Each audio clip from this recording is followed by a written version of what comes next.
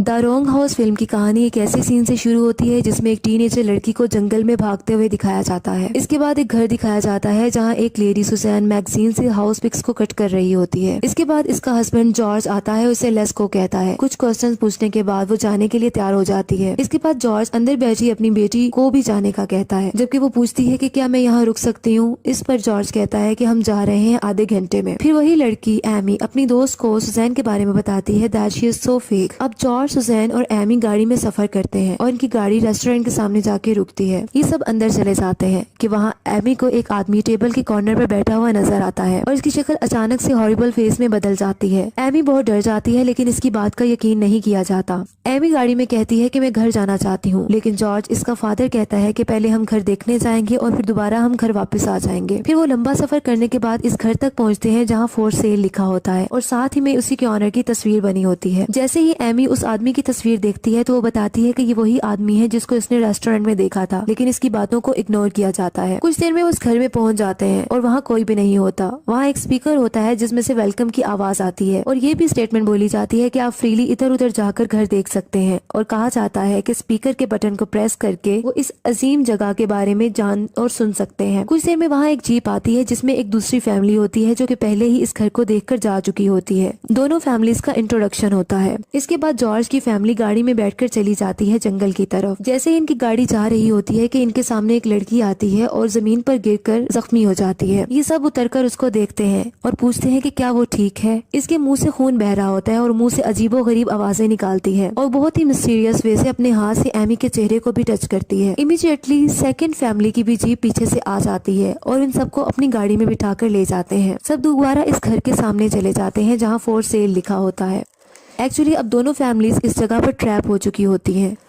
अब वो गाड़ी से यहाँ से निकलने की कोशिश करते हैं लेकिन गाड़ी इस घर के सामने आकर रुक जाती है। तो दूसरी फैमिली का हेड अंदर जाने का कहता है और अंदर जाकर स्टे करने का बोलता है, जबकि उसकी वाइफ कहती है कि बहुत बैड आइडिया है। एमी बताती है कि ये स्ट्रेंज लड़की अंदर नहीं जाना चाहती। एमी का फादर जॉर्ज कहता है कि तुम्हें डरने की जरूरत नहीं, हम यहाँ इकट्ठे होंगे। कुछ देर में वो इस घर में चले जाते हैं और अंदर बहुत ही डार्कनेस होती है। इस स्ट्रेंज लड़की को अपस्टेयर्स में विंडो पर एक आदमी नजर आता है जो कि एक बच्चे का मुंह छुपाए हुए होता है। उसने उस बच्चे के मुंह पर हाथ रखा होता है। उसके पास सुजैन बताती है कि स्ट्रेंज लड़की को फीवर हो गया है। अगली सुबह स्पीकर से आवाज आती है वेलकम की और सेम स्टेटमेंट को रिपीट किया जाता है। इस पर सबकी आंख खुल जाती है और वो देखते हैं कि वो स्ट्रेंज लड़की गायब होती है। फिर वो विंडो से बाहर एक आदमी को देखते हैं जो अपने डॉग के साथ होता है। दूसरी फैमिली का हेड सबको लेकर बाहर जाता है लेकिन वो गायब हो जाता है। कुछ देर में वो अंदर आते हैं तो स्ट्रेंज लड़की मिल जाती है। इस सीन में ये जाहिर होता है कि इस स्ट्रेंज लड़की की जुबान कटी हुई है। एक महीना गुजर जाता है। सेकंड फैमिली की लेडीज फाइट कर रही होती है कि इसे विंडो के बाहर एक बच्ची नजर आती है जो कि हकीकत में इसकी अपनी मरी हुई बेटी होती है। इसके अलावा ये भी दिखाया जाता है कि जो इनका बेटा, सेकंड फैमिली का जो बेटा होता है और बैसाखियों की मदद से चलता है, वो अब उसकी रिकवरी हो रही होती है। सेकंड फैमिली के बेटे का नाम जैसन होता है।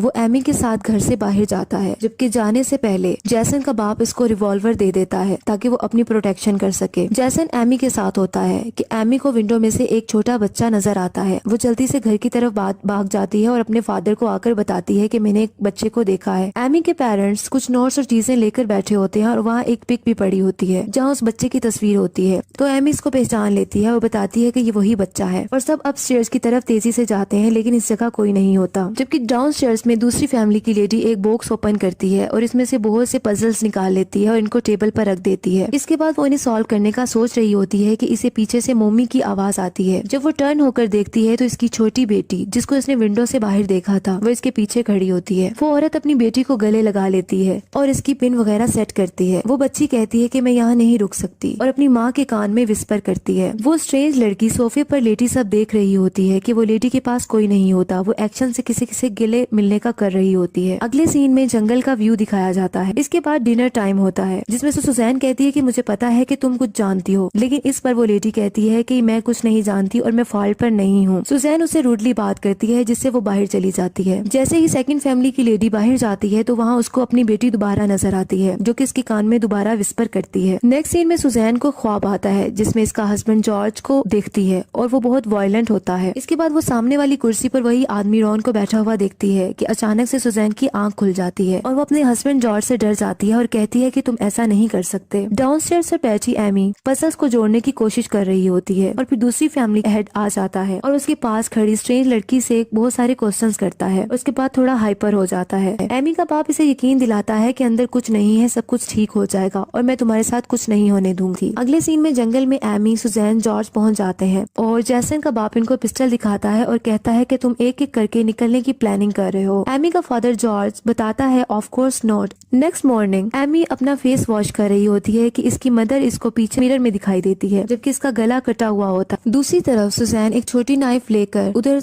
मूव करती है और फिर वहाँ से हैमर उठा लेती है। जैसन के बाप की कमर पर आकर हैमर को मार देती है। इस तरह जैसन का बाप मरने लगता है लेकिन उसे जॉर्ज पूछता है how can we get the road, और उसे रोड के बारे में पूछता है लेकिन उसकी डेथ हो जाती है। जॉर्ज अपनी बेटी एमी और स्ट्रेंज लड़की को लिए साइड पर हो जाता है जबकि सुजैन मुसलसल रो रही होती है और वो कहती है कि ऐसा नहीं करो। इसी तरह अब जॉर्ज बाहर जाने का डिसाइड करता है और वो गन अपनी डॉटर को देकर जाता है ताकि वो अपनी केयर कर सके। जबकि दूसरी तरफ जंगल में जॉर्ज बैक स्टेप से रोड की तरफ को तलाश करने की कोशिश कर रहा होता है। जैसे ही वो फॉरेस्ट के मिड में पहुंचता है तो इसको हेलो की आवाज आती है। वही पर्सन रॉन अपने डॉग के साथ पीछे खड़ा होता है लेकिन जब जॉर्ज पलट कर देखता है तो इसको अपना हमशक्ल दिखाई देता है। एमी और वो स्ट्रेंज लड़की एक दरख्त के पीछे छुपी होती हैं कि जॉर्ज वहां जाकर स्ट्रेंज गर्ल के बाल पकड़ लेता है और अपनी तरफ उसको घसीटता है। इसके बाद हैमर से उसको मार देता है। अब उस स्ट्रेंज लड़की की भी डेथ हो जाती है। एमी बहुत घबरा जाती है और रोने लग जाती है और अपनी गन से अपने फादर पे फायर कर देती है जिसकी वजह से इसके फादर की भी डेथ हो जाती है। अब वो जंगल की तरफ भागती है, उसको एक कार नजर आती है और उसके सामने जाकर गिर जाती है। वहाँ एक कार रुकने पर लोग इसे गाड़ी में बिठाते हैं कि वो देखती है कुछ पजल्स इसकी पॉकेट्स में होते हैं। वो गाड़ी दोबारा घर में के सामने जाकर रुक जाती है। अभी वो वहाँ बैठी होती है कि दूसरे कार डोर से वही घोस्ट बॉय और उसका बाप खड़े होते हैं और वो घोस्ट बॉय कहता है शी इज बैक डैडी, और एमी को अपनी तरफ ये खींच लेते हैं और वो आदमी सीजर से एमी की जुबान काट देता है।